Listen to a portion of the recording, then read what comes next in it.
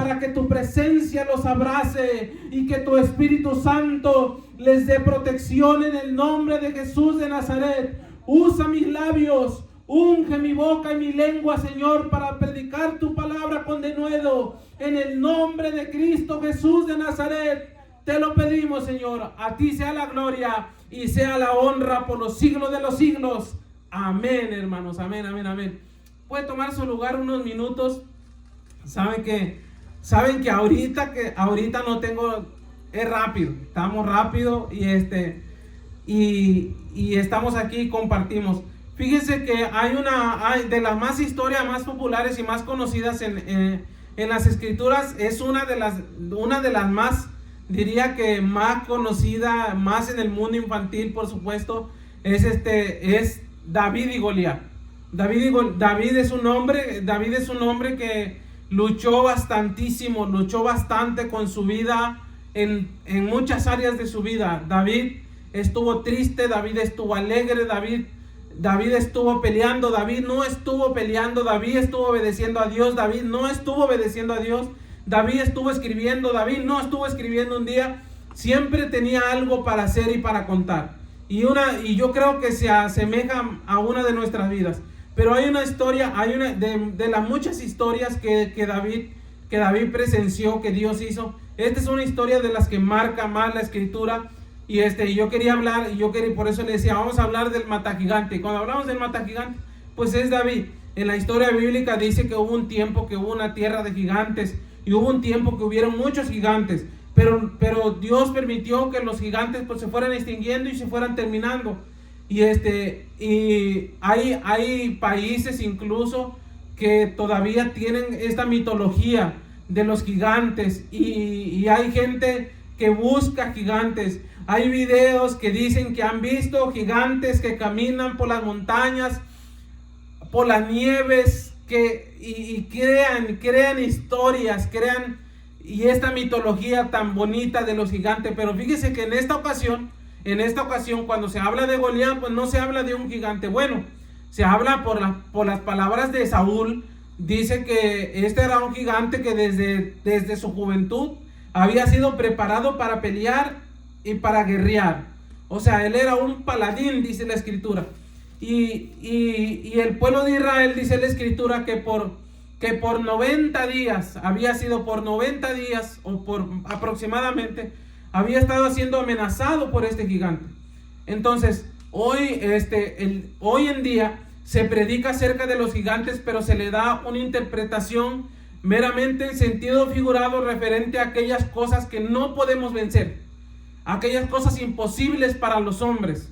Por decir, puede ser un gigante de una enfermedad que muy pocos pueden vencer, como el cáncer, y eso puede ser un gigante de una enfermedad para una persona.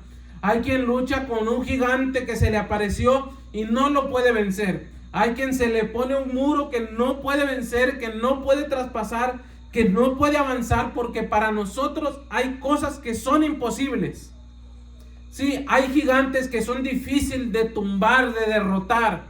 Entonces eso es hoy en día dentro de la vida espiritual, pues es la aplicación que muchas veces le damos en un sentido, digamos, espiritual, o en un sentido de esta vida físico. Ya no es, aunque actualmente hay personas que han roto récords en cuanto a la estatura. La Biblia dice que Goliat aproximadamente, según otras versiones de la escritura, pues eran casi 3 metros lo que él medía.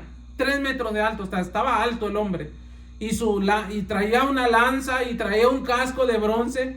Y tan solo la punta de la lanza pesaba aproximadamente 7 kilos.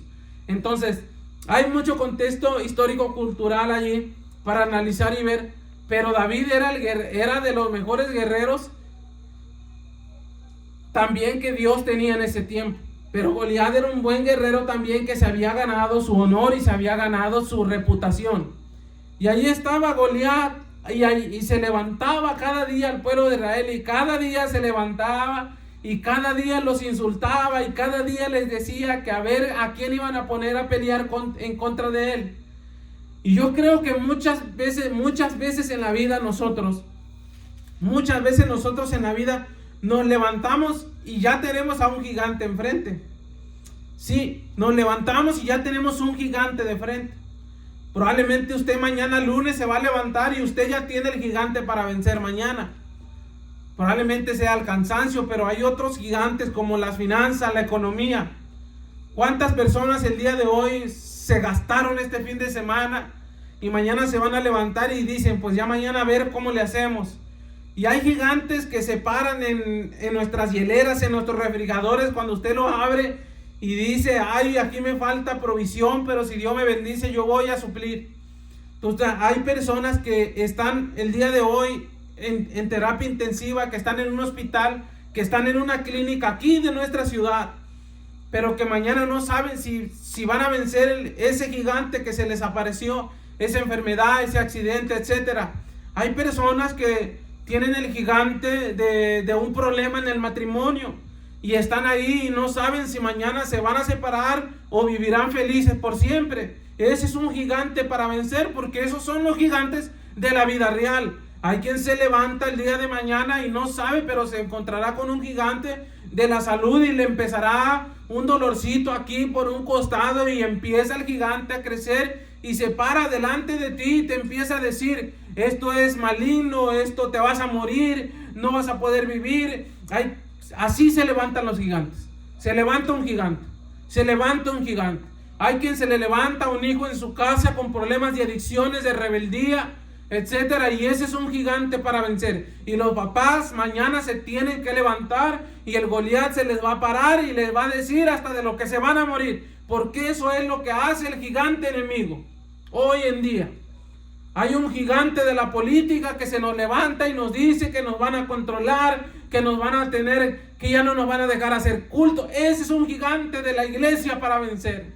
Hay un gigante que se levanta de nuevas generaciones, de libertinajes, de nuevas creencias, de nuevas prácticas, comunidades. Y ese es un gigante para la iglesia para vencer. Y hay un gigante que se levanta y que te dice, no vas a poder con la obra de Dios, no vas a poder con el ministerio que Dios te dio, porque ya no hay fuerza, porque no hay recursos. Ese es un gigante para vencer.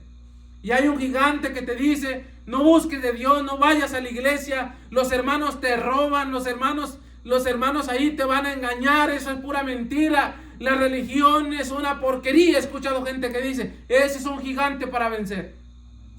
Así se levantan los gigantes. Se levantan los gigantes en las redes sociales. Se levanta el gigante porque no me diste like, porque no me comentaste. Ese es un gigante para vencer en una amistad. Y eso es lo que viven las generaciones hoy. Antes nos enojábamos por otras cosas más serias.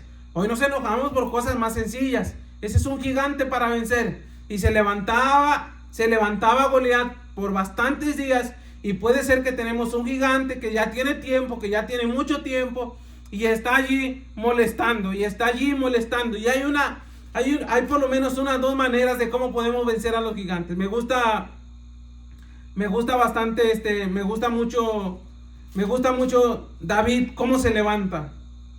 David cómo se levanta en un discurso. Aunque la historia es extensa, pero David se levanta. El matagigante se levanta, porque entonces Dios nos llama a todos a ser matagigantes. Mata a tu gigante, mátalo en el nombre de Jesús, mátalo. Mátalo, arráncale la cabeza y no lo dejes que te siga amenazando. Porque dice la Biblia, y el pueblo, el ejército, el supuesto ejército tenía miedo, porque Goliat los amenazaba y ellos tenían miedo. Y dice David, no de las tantas veces, pero de las veces que hablaba con denuedo, con palabra de rey, porque David estaba ungido por Dios. David había sido ungido. De hecho, David, desde que lo ungen, no vuelve a hacer otra cosa, más que estaba pastoreando ovejas. Y David le va a hacer un mandado a su papá de llevarle alimentación a algunos de los soldados, pero principalmente el papá Isaí lo manda a visitar a sus hermanos y le dice: toma prenda de ellos porque están en la guerra, y si están vivos tráeme noticias. Y David va, pero David escucha el problema que el ejército tiene. Entonces David hace el mandado de su padre Isaí, escucha el problema del ejército y dice, ¿qué le van a dar? ¿Qué le van a dar al que derrote al gigante? ¿Qué le van a dar? ¿Qué vas a ganar derrotando a tu gigante? Porque siempre son malas bendiciones que las cosas malas, hermanos. Siempre las bendiciones serán más que las cosas malas que hay. Cuando se ponen todas las cosas sobre la mesa y dice, ¿qué le van a dar? Entonces la gente, los soldados le platican, la gente le platica a David. Y David dice, ¿qué van a dar? ¿Qué van a dar? Y cada uno de los, ¿qué van a dar? Dice, y Saúl y ellos y todos los de Israel estaban en el valle de Elá peleando contra los filisteos. Se levantó pues David de mañana, dejando las ovejas al cuidado de un guarda, se fue con su carga. Se pusieron en orden de batallas Israel y los filisteos, ejército frente a ejército. Entonces David dejó su carga, fue, miró a sus hermanos. El versículo 23 dice, mientras él hablaba con ellos, he aquí que aquel paladín se ponía en medio del campo, en medio de los dos campamentos que se llamaban Goliat, el filisteo de Gat, salía de entre las filas de los filisteos y habló las mismas palabras y las oyó David. Y todos los varones de Israel que venían que veían a aquel hombre huían de su presencia y tenían gran temor, de Goliat. Y aquí, y el 25 dice, y cada uno de los de Israel decían, ¿no habéis visto aquel hombre que ha salido? El que se adelanta para provocar a Israel, el que venciere, dice, el rey le enriquecerá con grandes riquezas y le dará su hija y examinará de tributos a la casa de su padre en Israel. Esa era la recompensa por derrotar a Goliat. Dice que le hará rico en grande manera, le eximirá de pagar impuestos a la casa, a todos los de su casa, a toda su familia. Y aparte se llevaría la hija de Saúl. Era bastante la motivación para un muchacho soltero y guapo, dice la escritura que era. Porque dice que David era guapo cuando se le paró enfrente a Goliat, porque David dice, y cuando el filisteo miró y vio a David, el versículo 42 dice, cuando el filisteo miró a David y vio a David, él le tuvo en poco, porque era muchacho y rubio y de hermoso parecer. Entonces, está un hombre allí que escucha cómo el pueblo es amenazado. Y a mí me da bastante tristeza cuando la gente me dice, a mí me da mucha tristeza cuando la gente me dice que tiene problemas. Y me da mucha tristeza cuando la gente me dice que están enfermos. Y me da más tristeza cuando la gente me dice que tiene problemas en su matrimonio. Y me da más tristeza cuando la gente no quiere saber nada de Dios. Y me da más tristeza cuando veo a los borrachos y a los perdidos y a los drogadictos. Y me da más tristeza cuando veo a la gente que está lejos del Señor. Y me da más tristeza cuando veo que la gente no es salva. Y así me va dando tristeza. Pero también recobro fuerzas porque esos son los gigantes en la fe que hay que derrotar. Sí, Señor, amén. Hay una recompensa y hay muchas cosas para los hombres y las mujeres que se disponen a servir a Dios. Y yo me podría ponerle a platicar cuántas veces Dios nos ha bendecido a mí y a mi familia, porque tuvimos en bien en servirle al Señor. Y yo me podría platicar cuántas veces Dios nos ha abierto y ha derrotado gigantes enfrente de nosotros, porque estuvimos dispuestos a honrar al Señor. Y yo me podría ponerle a contar cuántas veces los gigantes se levantaron, pero en el nombre de Jesús fueron derrotados, porque Satanás no tiene poder. Sí, hermanos. Entonces se levantó David con un celo santo y se levantó empoderado porque estaba ungido. Usted, si tiene al Señor Jesús en su corazón, tiene poder, porque la iglesia tiene poder, sin igual poder, como dice un canto, hermanos. Y dice la escritura que entonces se levantó David, y esta es una manera de derrotar al enemigo, a través del discurso de la palabra de Dios. No hay cosa que no podamos derrotar con su palabra, porque según la escritura dice que toda la escritura es inspirada por Dios y útil, hermanos, y que la palabra del Señor es como una espada de dos filos que penetra hasta el corazón y rompe las coyunturas y llega y discierne los pensamientos y las intenciones de los hombres en sus corazones. Tenemos una arma poderosa que es la palabra, y David se levantó en un discurso de la palabra de Dios. Y dice la Biblia, esa es una manera de derrotar al gigante. Derrótelo con la palabra de Dios. Abrace a la palabra del Señor. Solo la escritura, solo la palabra del Señor. Hay poder en la palabra de Cristo. Tenemos la palabra profética más segura, dice ella misma. Entonces habló David a los que estaban junto a él, diciendo: ¿qué harán al hombre? Y el pueblo respondió las mismas palabras: así se hará al hombre que venciere. Y oyéndole, dice la escritura que David entonces oyó las recompensas y lo que él iba a obtener por ganar. Aquellos hombres dice, y oyéndole hablar Eliab, su hermano mayor, con ellos, se encendió en ira contra David y dijo: ¿para qué has descendido acá? Siempre va a haber una oposición cuando nos queramos levantar a derrotar a nuestros gigantes y a matarlos, hermanos. Siempre va a haber una oposición. Ve al mundo y nadie te va a decir nada y te van a decir: qué bonita te mirabas allá. Ve a la iglesia y nos van a decir: ¿a poco ya andas con los aleluyos, con los hermanos? Porque el enemigo siempre se va a levantar. El enemigo siempre se va a levantar. Cuando el filisteo miró a David, y ya dije, no, en el versículo 43, porque dice que David era joven. Dice, el filisteo le dijo a David: ven a mí, ven a mí, ven a mí. El filisteo le dijo a David: ven a mí. Entonces luego el filisteo dijo a David: ven a mí y daré la carne. Lo seguía amenazando que lo iba a matar, que le iba a dar su carne a las bestias y a las aves del campo. Entonces David dijo al filisteo: tú vienes a mí contra espada, lanza y jabalina, mas yo vengo a ti en el nombre de Jehová de los ejércitos, el Dios del escuadrón de Israel, a quien tú has provocado. Miren David cómo se levanta en la palabra del Señor. Dice: Jehová te entregará hoy en mi mano, y yo te venceré y cortaré la cabeza, y daré hoy los cuerpos de los filisteos a las aves del cielo y a las bestias de la tierra, y toda la tierra sabrá que hay Dios en Israel. Porque el enemigo lo estaba amenazando bastante, pero le dice: Dios me va a entregar hoy la victoria. Y estaba platicando hace unos días, ayer antier, con mi suegro, y hablábamos del Dios de hoy. ¿Cuándo nació y cuándo vino Cristo al mundo? Vino hoy.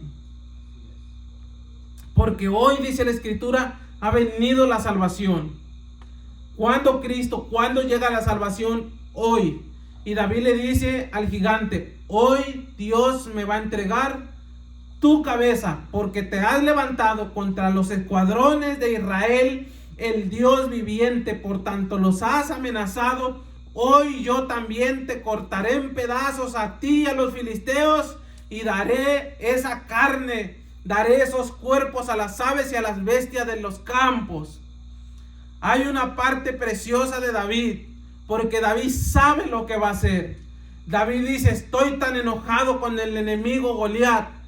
Y él da su carta de recomendación a Saúl antes de pelear y de vencer a Goliat.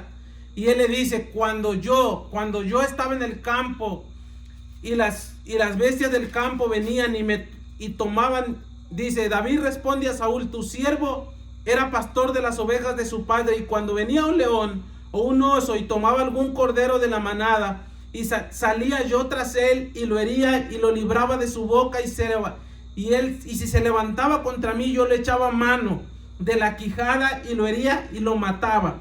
Fuese león, fuese oso, tu siervo lo mataba, y este filisteo incircunciso será como uno de ellos, porque ha provocado al ejército del Dios viviente. Estamos hablando que David se levanta frente a un ejército y da su discurso. Y dice: ¿qué tienen estos incircuncisos que vienen y provocan a los escuadrones de Israel? Pobrecito del enemigo y pobre de las personas que vienen a molestarnos, hermanos. Pobrecita de la gente que molesta a alguien que es creyente en Dios. Porque tenemos poder y sin igual poder en el nombre de aquel que murió por nosotros en la cruz. Hay un poder que ejercemos porque la iglesia tiene poder. Pero hay otra manera en que podemos derrotar al gigante, hermano. Fíjese que David, unos versículos atrás, dice que estaba pastoreando y que dejó encargadas las ovejas. Y se arrancó, como dijéramos, y se fue a donde estaban los ejércitos. Y cuando llegó al ejército, cuando llegó a los ejércitos y cuando se presentó con Saúl para vencer a Goliat, lo acabo de leer, dice, David respondió a Saúl, tu siervo era pastor de ovejas. ¿Ve? Ya no era pastor. Le está diciendo, era pastor.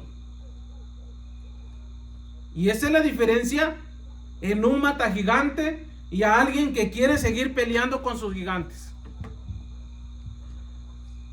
¿Saben cuál es la diferencia? La diferencia que Jesucristo le dijo a la mujer que fue sorprendida en el acto de adulterio. Vete y no peques más. No más. Yo era pastor de ovejas. Tu siervo era, tiempo pasado. Si no tenía ni el día que acababa de dejar encargada la manada de ovejas. Gloria a Dios. Amén. Pero él entendió el llamado de Dios. Sí, Señor. Amén. Y nosotros tenemos que entender que Dios nos llama hoy. Le dijo, ¿quién eres? Soy hijo de Isaí. Y era pastor de ovejas.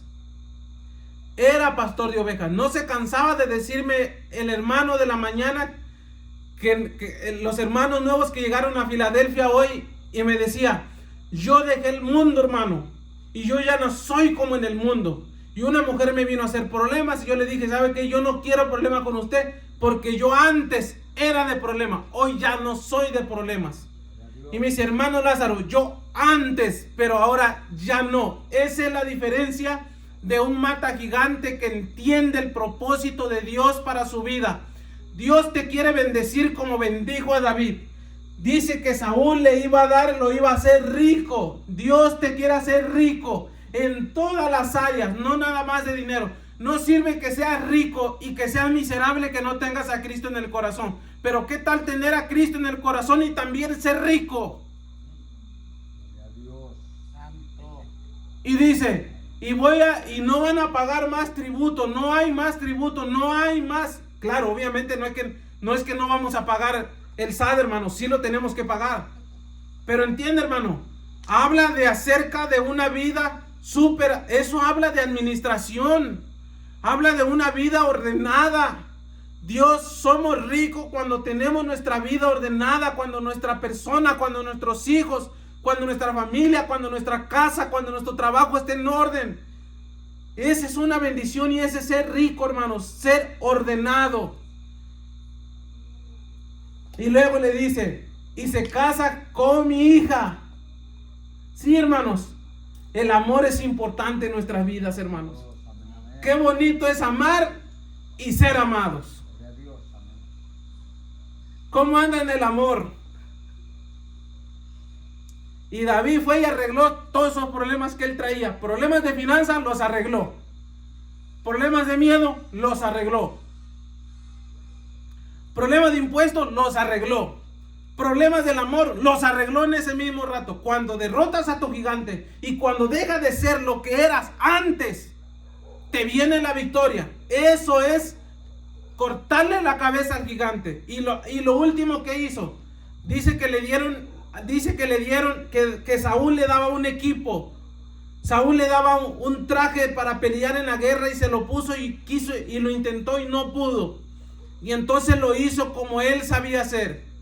Si no podemos dar hoy con los recursos que tenemos, no lo vamos a hacer cuando tengamos, hermanos. Porque cuando somos bendecidos, de lo último que nos acordamos es de dar. Porque así somos. Y David quitó los recursos de los hombres y puso los recursos tan simples que Dios le estaba dando. Una onda, unas cuantas piedras en su morral y fue y derrotó al gigante. No necesitas mucho para ser feliz. Solamente le tienes que decir sí a Jesús. Amén. Y esa es la felicidad de un hombre. Vamos a ponernos de pie, hermanos, y vamos a dar gracias al Señor por su palabra. No se necesita mucho para ser feliz en este mundo, porque las cosas materiales solamente son eso, cosas materiales. Pero las cosas espirituales